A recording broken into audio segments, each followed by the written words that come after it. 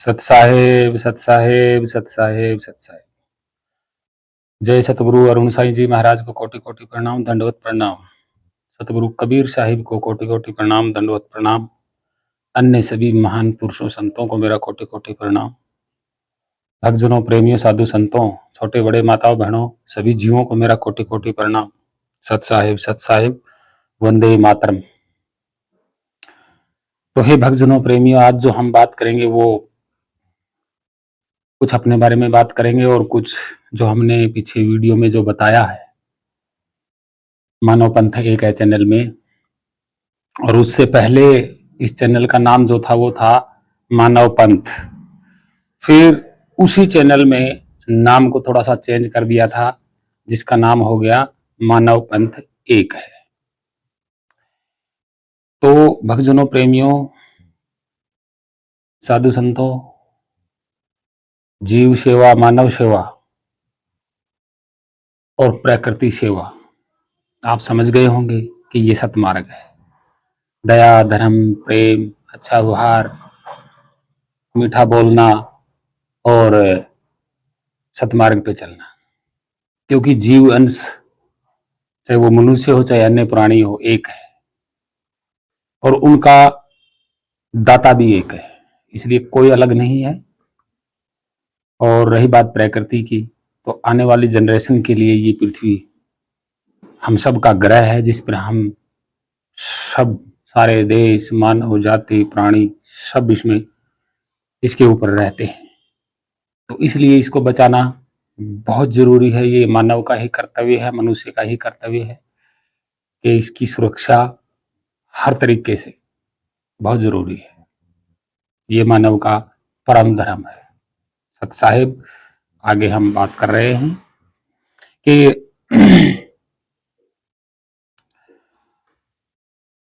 आज हम इन्हीं वीडियो पे बात करेंगे और सतगुरु कबीर साहिब की जो वाणियां हैं उनमें मैचिंग करेंगे। क्या हमने वीडियो में कुछ गलत बताया है या नहीं? तो सबसे पहले जो वीडियो हमने बनाई थी उसमें हमने बताया था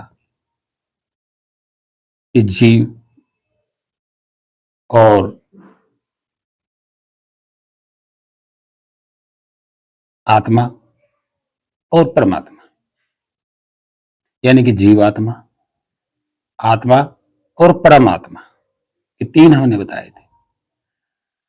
अब कबीर साहिब का इसमें चौथा राम हम बताते हैं कौन सा है। मतलब आत्मा की फोर्स, अंश जीव, स्वयं आत्मा, स्वयं परमात्मा, तीनों ही एक है। वो हम बताते चले जाएंगे। फोर्स क्या है? अर्थ है। अर्थ मतलब एक सहारा। जैसे करंट का सहारा देने वाला अर्थ होता है। अर्थ भी अविनाशी है क्योंकि वो करंट का ही है, और करंट भी अविनाशी है, और महाकरंट भी अविनाशी है। ठीक है, ये तीन सर्वत्र चले आ रहे हैं, जीव अविनाशी, आत्मा परमात्मा। हैं ये दो, है ये दो कि जीवात्मा और परमात्मा, सीधा ही डायरेक्टली कनेक्शन, जीवात्मा परमात्मा, बस ये दो ही हैं। तीन तो ये इसलिए कर दिए गए कि जैसे ये शरीर है, ठीक है, और इसमें ये परमात्मा नियक्षरधार है, रस है एक रस। जितना थोड़ा सा रस इसमें चला जाता है, कापी में घुस जाता है, वो उतना हिस्सा आत्मा कहलाती है। और आत्मा का जो फोर्स है, प्रभाव है, वो जीवात्मा है। और वो फोर्स इस शरीर में आकर के बोलता है, जागृत हो जाता है, उसका नाम मन हो जाता है एक ही। यानी कि मन, चित्त, जीव, अंश जीवात्मा एक ही है। और चौथा राम यही बन जाता है, ये जीव ही चौथा राम बन जाता है। कैसे कि कबीर साहब ने कहा ना, एक राम दशरथ का बेटा, यानी कि शरीर वाला बेटा। जैसे मेरा नाम राम निवास है, तो ये शरीर वाला बेटा हो गया। दूसरा राम घट घट में बैठा। घट में कौन बैठा है? वही परमात्मा का एक रस थोड़ा सा शरीर में, उसको घट वाला राम बोला गया है एक। और चौथा राम जो बिना शरीर के ऊपर सर्वत्र हो रहा है, हर जगह शब्द स्वरूप, वो चौथा राम परमात्मा है। अब ये तीजे राम का सकल पसारा कैसे हुआ? भाई एक राम तो शरीर वाला दशरथ का बेटा, दूजा राम घटघट में बैठा, और तीजा राम का सकल पसारा, चौथा राम सबसे न्यारा। न्यारा का मतलब ये भिन्न होता है, भिन्न, वो भिन्न है और शरीर से अलग भी है शरीर के इर्द गिर्द, लेकिन वो भिन्न है, शरीर से अलग नहीं है। शरीर तो बहुत मोटी बॉडी है ना, और कण के ऊपर भी उसकी फोर्स है, तो इस शरीर के ऊपर भी फोर्स है चारों ओर, लेकिन वो भिन्न है, इसलिए न्यारा बोला गया है उसे, चौथा राम। क्योंकि वो शरीरधारी नहीं है, आकार नहीं है, उसका कोई प्रकार नहीं है, रूप नहीं है, रेखा नहीं है ना, तो इसलिए चौथा राम उसको कहा गया है। एक राम दशरथ का बेटा हो गया, दूजा राम घट घट में, यानी कि समय परमात्मा की ही फोर्स है, वो इतने ही जितनी भी गई हुई है शरीर में, वो चौथा राम कहलाता है, आत्मा। और तीजे राम का सकल पसारा, यानी कि उस जीव का वो जो फोर्स है, वो जब जागृत हो जाता है तो वो काम करेगा शरीर में आके। तो काम करेगा तो ये देखो, जो भी चीज ये बाहर महल गाड़ियां जो कुछ भी बना है ये इस जीव जागृत का जो प्रभाव है उसका सकल पसारा है, जिसको मन कहा गया है। हालांकि मन अलग नहीं है जीव से, जीव का ही दूसरा मन है, चित्त है, और खुद जीव है, ये जीव का ही है, ये एक है, अलग नहीं है। तो तीजा राम तो यही हो गया ना, उसी का प्रभाव, सकल पसारा। चौथा राम वो है ही। अब जीव की प्रक्रिया भी ये चार ही है, कबीर साहब ने चार राम बता दिए। अब जीव से चलते हैं। जीव यानी कि जीव, आत्मा और परमात्मा, तीन ये हो गए। चौथा क्या है? मैचिंग कर रहे हैं ना हम चौथे राम की। चौथा जो जीव कार्य कर रहा है अपने प्रभाव से, जीव अपने प्रभाव से जो कार्य कर रहा है, तो वो जीव का प्रभाव है तीजा राम, जिसको जागृत कहा गया है। चेतन, जागृत, मन, चित्त, क्योंकि ये जीव ही जागृत होता है शरीर में आके। तो जागृति का नाम तीजा राम है, क्योंकि जागृति होगी तो कार्य करेगा। तीजा राम जागृति का नाम है। और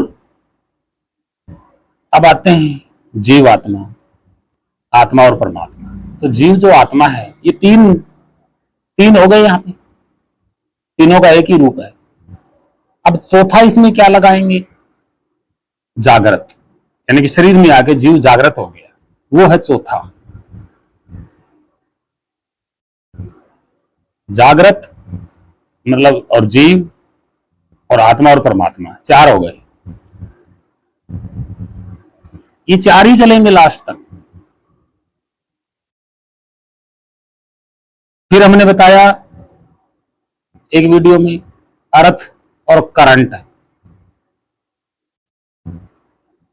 यानी कि दो चले आ रहे हैं, परमात्मा और जीवात्मा, यानी कि बीज। तो अर्थ है, करंट है और महाकरंट, तीन हो गए। चौथा क्या है? करंट का प्रभाव, ओ उसका प्रभाव, प्रकाश, जीव का, अर्थ का प्रभाव, चौथा वो होता है। ये चार ही चलेंगे।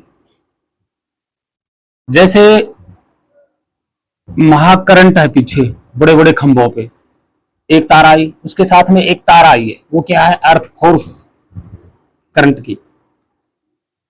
वही दो तार फिर किसी शरीर में आते हैं, तो एक तार जो है वो हल्का करंट है, यानी कि आत्मा। एक तार है अर्थ, यानी कि जीव आत्मा, क्योंकि वो आत्मा की फोर्स है, अर्थ प्रभाव है उसका, तो इसलिए दो हो गए। और महाकरंट पीछे एक, तीन हो गए। भी महाकरंट आया, फिर हल्का करंट बन गया बॉडी में आके, तो दो। और फिर अर्थ साथ में फोर्स, तीन। फिर वो फोर्स आगे जो काम करेगी, कार्य करेगी, चार। चार हो गए। समझाते हैं। महाकरंट और इस प्रोडक्ट में आया, जितना तार आया करंट हल्का, दो। महाकरंट और फिर हल्का करंट, दो। इसके साथ में जो अंदर गया है वो क्या है? फोर्स, अर्थ, तीन। अब इनसे जो प्रकाश होगा सबको रोशन करेगा बल्ब में, कार्य, चार। जो आगे कार्य करेगा वो चौथा होता है। मतलब प्रणाली चार की चलेगी। एक तो जागृत यानी कि बल्ब का प्रकाश, एक, दूसरा अर्थ, दो, तीसरा करंट, तीन, चौथा जो पीछे से महाकरंट आया है, चौथा वो है। तो ये चार की पद्धति चलेगी। अब इनके नाम की बात करते हैं। इन तीनों रामों का जो कार्य है उसका नाम होता है, कार्य का नाम होता है, कार्य का नाम होता है। ना जीव, ना अर्थ का कोई नाम यानी जीव का कोई नाम, ना जो हल्का करंट है उसका कोई नाम, और जो महाकरंट है उसका कोई नाम, कोई नाम नहीं है उसका।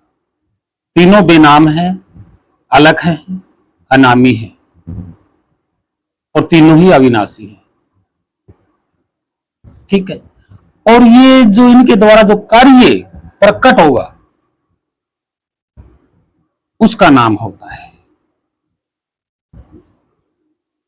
उसका नाम होता है। वह स्वयं कार्य ही एक नाम है। जैसे इस शरीर में यहां महाशब्द है, महापरमात्मा, इसमें जितना अंश आत्मा का आया वो भी नहीं दिखाई देता, ये भी नहीं दिखाई देता जो अंदर आया हल्का करंट आत्मा का जो स्वयं है, ना वो दिखाई देता, ना उसका कोई नाम। और फिर आत्मा के साथ जो उसकी फोर्स है यानी कि जीव प्रभाव, ना उसका कोई नाम है। तीनों ही विदेही हैं, तीनों के कोई नाम नहीं है। ठीक है। शरीर में है ये तीनों विराजमान। अब जो जीव की फोर्स जागृत, जीव जागृत हो गया शरीर में आके, अब ये कार्य जो करेगा आगे, ये जीव जो कार्य करेगा उसके नाम होते हैं। जैसे इस शरीर में आया, आत्मा ऊपर है, मैं परमात्मा ऊपर है, हल्का सा जो करंट है वो आत्मा है, आत्मा की फोर्स जीव है। अब ये शरीर में आके जीव जो कार्य करेगा आगे, जैसे पेन बनाया, कॉपी बनाई, महल गाड़ियां बनाए, उस कार्य का नाम होता है। और वो नाम भी इस जीव ने ही रखे हैं, हर एक चीज का नाम। मतलब चार की पद्धति चलेगी। कबीर साहब का चौथा राम चलेगा, कार्य का नाम है, जीव का कोई नाम नहीं, आत्मा का कोई नाम नहीं, परमात्मा का कोई नाम नहीं।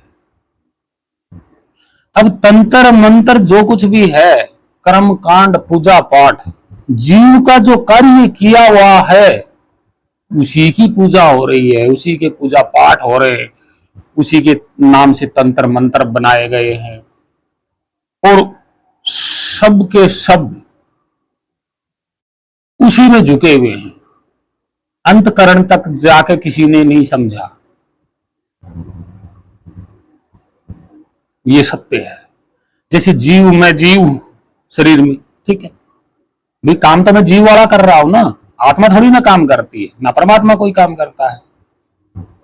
जीव फोर्स यानी कि आत्मा की फोर्स, जीव अर्थ। अब अर्थ का जो प्रभाव है वो जागृत है, और वो जागृत क्या करता है, कार्य करता है। अब जैसे मैं जागृत हूं तो मैंने ही पत्थर की मूर्तियां बनाई, मैंने ही वेद शास्त्र यानी कि इस जीव ने सब कुछ लिखा। किसने कार्य किया, जीव जागृत ने काम किया। जीव जागृत हुआ और जागृत ने सारे काम किए। जैसे मैं पत्थर की मूर्ति बनानी जानता हूं, कलाकार भी हूं, गा भी रहा हूं, और भी कार्य कर रहा हूं। तो ये जीव का जागृत व्यवस्था काम करती है, मैं कि जीव। कैसे, अब जैसे जीव सो जाता है, जैसे ये शरीर सो जाता है रात को, तो वहां जीव भी मौजूद होता है रात को, आत्मा भी मौजूद होती है, परमात्मा भी मौजूद होता है, लेकिन वो जागृत अवस्था नहीं है, इसलिए वो कार्य नहीं करता। अब सोया हुआ है तो वो कार्य थोड़ी ना करेगा।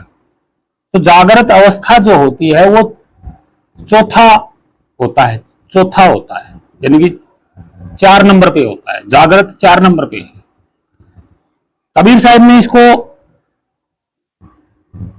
समझाया कैसे कि एक राम शरीर वाला, उल्टा लिया ना, जागृत अवस्था वाला एक राम,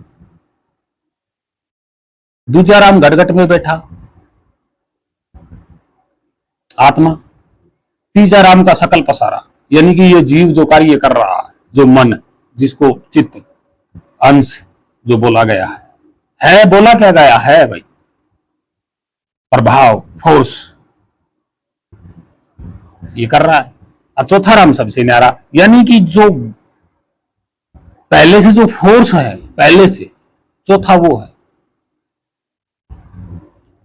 इसलिए है भक्तजनों, प्रेमियों, साधु संतों, हम आपको हमारे द्वारा बनाई गई वीडियो में जो जो भी है वो सब समझाते जा रहे हैं, और ध्यान से समझना, सुनना।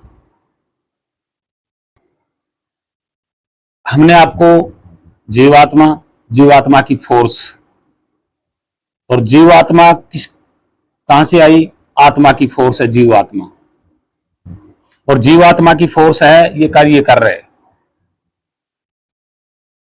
और परमात्मा सर्वत्र है ही।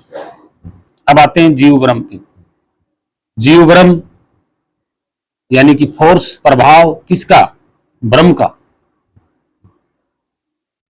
ब्रह्म किसका, और ब्रह्म का। जीव ब्रह्म के आगे जो कार्य हो रहे हैं वो चौथा है।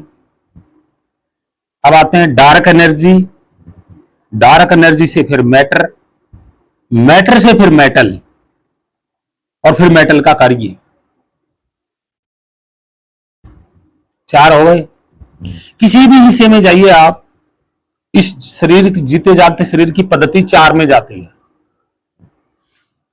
अब ये जो मेटल है, तत्व पदार्थ है, इसमें कौन समाया हुआ है, समय समाया हुआ है, काल समाया हुआ है। यानी कि इस पूरे अनंत यूनिवर्स में, यानी कि इस पूरे आसमान में कोई चीज नहीं होगी तो समय भी नहीं होगा, कोई चीज होगी तो उसको समय लागू होता है उसके ऊपर, क्योंकि समय के कारण वो बनता और बिगड़ता है। इसलिए समय समाहित होता है किसमें, जो ये पदार्थ तत्व है इनमें। पदार्थ तत्व नहीं तो समय भी नहीं। रुक जाएगा, है ही नहीं, रुक जाएगा, स्थिर हो जाएगा, चलेगा नहीं। चलेगा किसके माध्यम से? वस्तु के माध्यम से समय चलता है। वस्तु नहीं तो समय कहां चलेगा? किस पे फोर्स डालेगा समय? किसको बनाएगा, किसको बिगाड़ेगा? तो इसलिए माया और समय दोनों एक ही साथ विद्यमान है। समय खत्म होगा तो माया भी खत्म हो जाएगी। दोनों एक ही साथ प्रकट हुए हैं, एक ही साथ खत्म होंगे। आपको पता है ये वस्तु बनते ही साथ इस पे समय लागू हो गया। जैसे वस्तु बनी, समय तुरंत चालू हो गया क्योंकि इस वस्तु को बनना, बिगड़ना है, बिगड़ेगा तो टाइम लगेगा, कुछ पल बीतेगा। कुछ पल बीतना ही समय कहलाता है, काल कहलाता है। ठीक है। अब निअक्षर, वही वो निअक्षर है परमात्मा। मैंने पहले भी बताया, ना रंग है, ना रूप है, ना आकार है, ना प्रकार है। वो निअक्षर, नितत्व, वो तत्व नहीं है। उस पर कोई तत्व नहीं है, इसलिए उसके ऊपर समय लागू नहीं है, क्योंकि समय तत्व पर लागू है। तत्व बनता बिगड़ता है तो टाइम लगता है, टाइम को ही समय बोला गया, काल बोला गया है। और जो तत्व है वो माया है, वो नितत्व है। ना रंग है, ना रूप है, ना कोई वस्तु है, ना कोई ठोस चीज है, इसलिए उसके ऊपर समय लागू नहीं है। ना माया का प्रभाव उसके ऊपर, ना समय का प्रभाव। वो स्थिर है, परमानंद है, स्थिर है एक जगह, आदि अविनाशी। वो हिल नहीं सकता, ना उसको कोई हिला सकता, क्योंकि समय तो पदार्थ, कण, तत्व पर लागू है ना। समय तत्व है ही नहीं वो, तो समय लागू किस पर होगा? वहां तो समय स्थिर है। दूसरा, वो हो रहा है, वो अपना प्रमाण आज भी दे रहा है, हमने जाना है उसको। और तीसरा है उसका कि स्वयं स्थान ही उसका है, उसके स्वयं स्थान में ही ये समय माया चल रहे हैं। यानी कि वो सब का कारण है, उसका कारण कोई नहीं है। आत्मा भी निरक्षर है, लेकिन ये तो शरीर में आकर के, मतलब शरीर धारण होने के बाद ही प्रभाव हो गया ना। दूसरी बात ये कि वो आते जाते नहीं है, आते जाते नहीं है, और उनका जो प्रभाव है, फोर्स है, करंट है, वो हमेशा रहती है, क्योंकि वो खुद मौजूद है तो उनका प्रभाव भी मौजूद है। इसलिए जो प्रभाव है वो अर्थ है, यानी कि जीव है, बीज है, वो कभी खत्म नहीं होंगे, वो अविनाशी, उनके साथ ही वो अविनाशी है।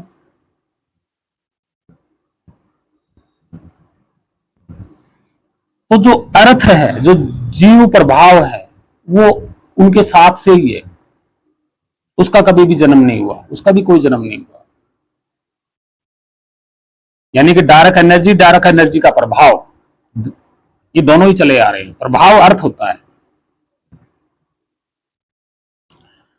और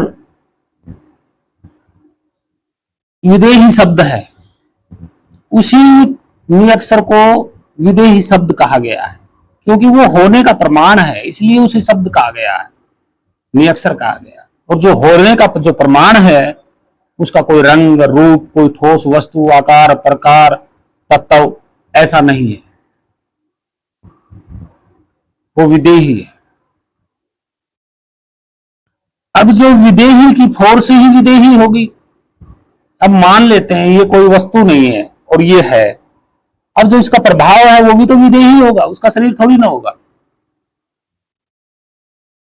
उसका प्रभाव भी विदेही होगा। प्रभाव कौन है? अर्थ, जीव। उसका शरीर कहां से होगा? उसने तो ये शरीर धारण कर लिया ना, इसलिए शरीर दिखाई दे रहा है, जीव कहां दिखाई दे रहा है? और ना जीव के प्रभाव दिखाई देता है, ना आत्मा दिखाई देती, ना परमात्मा दिखाई देता। कार्य दिखाई दे रहे हैं, कार्य जो करेगा वो सब दिखाई देंगे। और उन कार्यों को देखने के लिए ही ये आंखें, कान, मुंह ये बनाए गए हैं। ताकि जीव का प्रभाव ये कार्य करे और यही इन आंखों से देखे। और ये आंखें तो सिर्फ स्थूल पदार्थों को देखेंगी, देखेंगी तो मुंह भी बोलेगा। कोई चीज बाहर स्थूल पदार्थ टकराएगा तो आवाज आएगी, तो ये कान सुनेंगे। ये तो बाहर माया का व्यवहार कराने के लिए माया का ही शरीर बनाया गया है, ताकि व्यवहार रखे।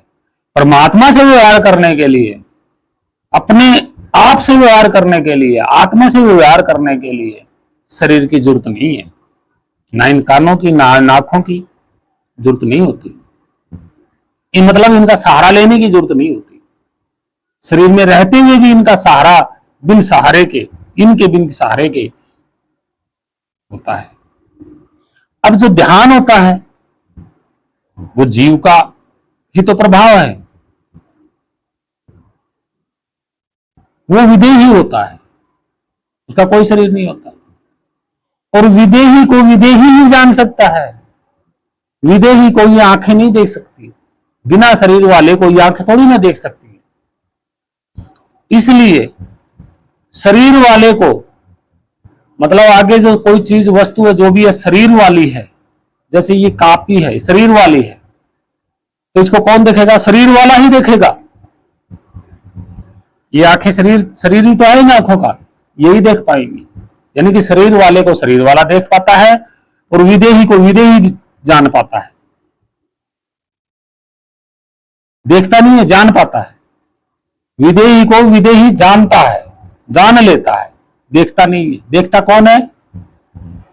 देही वाले को शरीर वाला देखता है। इसलिए कहा ना, शब्द विदेही ध्यान विदेही दोनों मिले तो मिटे संदेही, जान लेते हैं।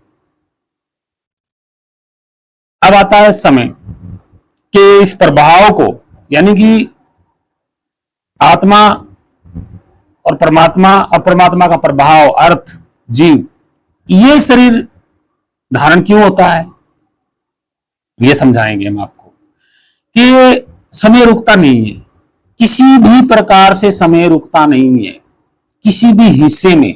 यानी कि 1 सेकंड का जितने हिस्से किए जाएं करो, उतना हिस्से बराबर भी समय नहीं रुकेगा। इसलिए ये इस जीव को मौका नहीं देता समय। शरीर छूटा तुरंत ही दूसरा शरीर तैयार, क्योंकि समय रुकता नहीं है। इसलिए जीव को मौका नहीं मिलता, क्योंकि समय चलता रहता है। समय तो रुकने का नाम नहीं लेता, ना समय को कोई रोक सकता। इसलिए जीव दूसरे शरीर में तुरंत लपेटे में आता है, तुरंत। इसे मौका नहीं मिलता फिर। और संत कहते हैं कि ये मनुष्य शरीर दुर्लभ है। इसलिए दुर्लभ है कि बड़ी मुश्किल से ये शरीर मिलता है और ये समय यूं ही गवा देता है। और समय इसको मौका अंत समय में नहीं देता, क्योंकि ये तो माया है, इसके साथ समय समाया हुआ है, ये तो बिगड़ेगी और ना समय रुकेगा। और माया को बिगड़ना है, क्योंकि वो भी समय के लपेटे में है। माया खत्म नहीं कर सकता समय, लेकिन बिगाड़ देगा। तो इसलिए जीव को मौका नहीं मिलता। तो इसलिए संत महात्मा ने कहा है, हे जीव, तू मनुष्य शरीर में आया है, तू अपनी पहचान कर ले कि तू किसका है, किसका अंश है। जब ये जीव अपने निज स्थान को जान लेता है कि हाँ, मेरा स्थान ये है, यहां से मैं हो रहा हूं और यहीं से मैं प्रकट हुआ हूं। आत्मा से प्रकट होता है, फोर्स प्रकट होती है, जन्म नहीं लेती। जीव जन्म नहीं लेता। जैसे ये पेन है, ये चुंबक है, तो इसकी जो फोर्स है वो जन्म नहीं लेती, प्रकट होती है। जैसे बल्ब में जो प्रकाश एकदम जागृत होता है, वो जन्म नहीं लेता, प्रकट होता है प्रकाश। बल्ब में से जब करंट अर्थ मिल जाते हैं बल्ब में, तो प्रकाश प्रकट होता है, जन्म नहीं लेता। इसलिए जो प्रभाव है आत्मा का, वो प्रभाव जीव कहलाता है, वो प्रकट होता है, प्रकट हुआ हुआ है। और समय बनाया गया है, माया बनाई गई है। पहले माया, माया बनते ही समय बन गया। और शरीर का जन्म होता है, और जन्म होने के लिए माया और समय दोनों का अहम हिस्सा है। टाइम लगेगा, तत्व मिलेंगे तब जाके ये शरीर, तत्व आपस में मिलेंगे, टाइम लगेगा तब जाके ये शरीर बनेगा। तो ये शरीर किसके अंडर में हुआ? माया और समय के अंडर में, काल के अंडर में। इसलिए ये तो बनेगा, बिगड़ेगा। तो इसलिए संत महात्माओं ने समझाया है, जीव आप अपने निज धाम को जानिए कि तू हो कहां से रहा। आता जाता कोई नहीं है, यहां पे आता जाता कोई नहीं है, सब स्थिर है। माया है तो माया ही चल रही है, माया ही बन रही है, माया ही बिगड़ रही है। समय भी चल रहा है, माया भी चल रही है। समय चल रहा है, माया चल रही है। जीव तो सिर्फ इस शरीर में जागृत है, और जागृति किसमें समाई हुई है? इस माया में जागृति प्रभाव समाया हुआ है।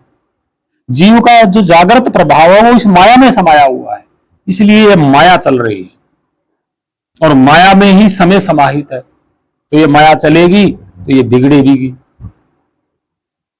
तो इसलिए हे भक्तजनों, प्रेमियों, साधु संतों, सच्चे सतगुरु की शरण में जाइए और अपने निज धाम, निज घर को जो है भेद पूछिए कि मेरा निज धाम, निज घर कौन सा है।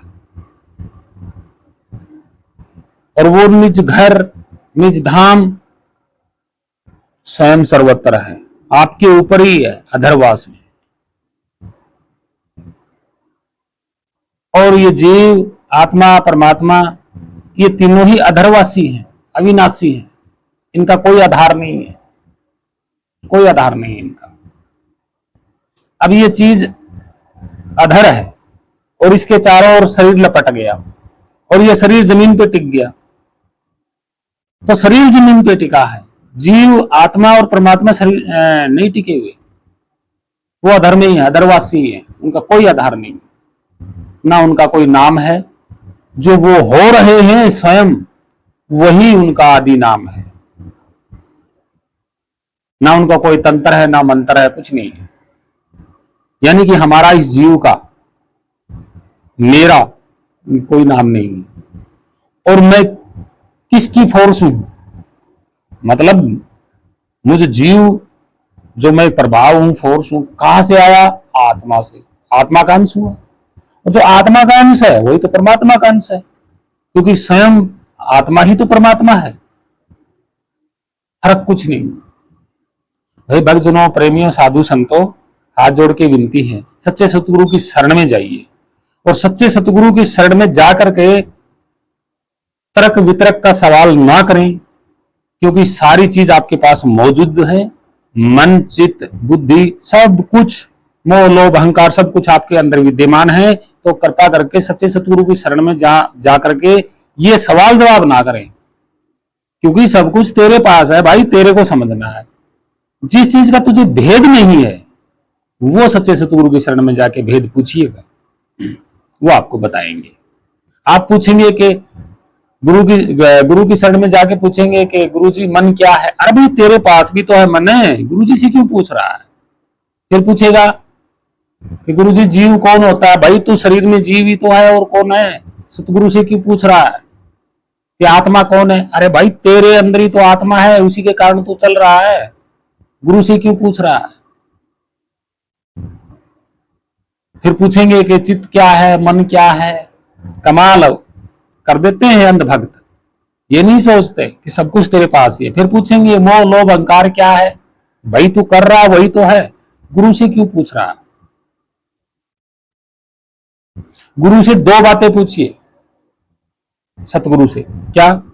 एक तो मैं इस माया को कैसे समझूं, मतलब इसको इग्नोर कैसे करूं, दूसरा वो पूछिए कि मैं रियल में अंश किसका हूं, मेरा निज धाम निज घर कहां है।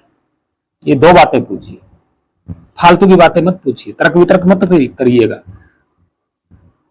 ज्यादा गहराई में मत ढूंढिएगा कि चित्त कौन है, मन कौन है, जीव कौन है, अंश कौन है, फलान ढिमका, मोह लोभ अहंकार क्या है।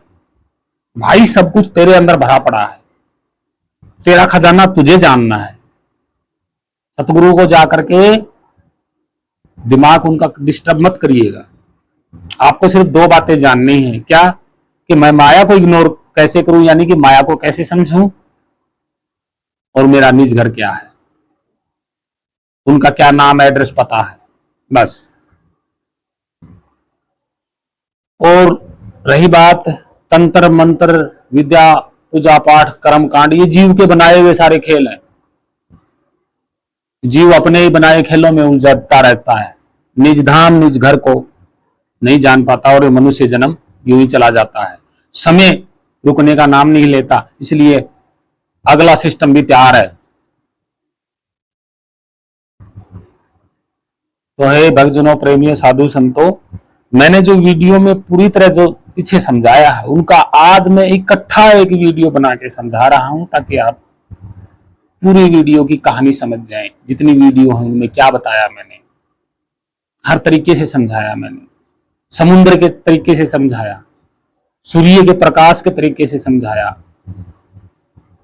चार रहेंगे, चार यानी कि जीव और जीव का कार्य, कार्य जो है वो चौथा नंबर पे आता है। अगर हम उल्टा लेके चलेंगे तो कार्य और जीव, कार्य मतलब शरीर, क्योंकि जीव ने बनाया है ना, कोई भी पुस्तक जीव ने बनाई है ना, ये पेन वगैरह, तो कार्य ये हो गया, यानी कि शरीर।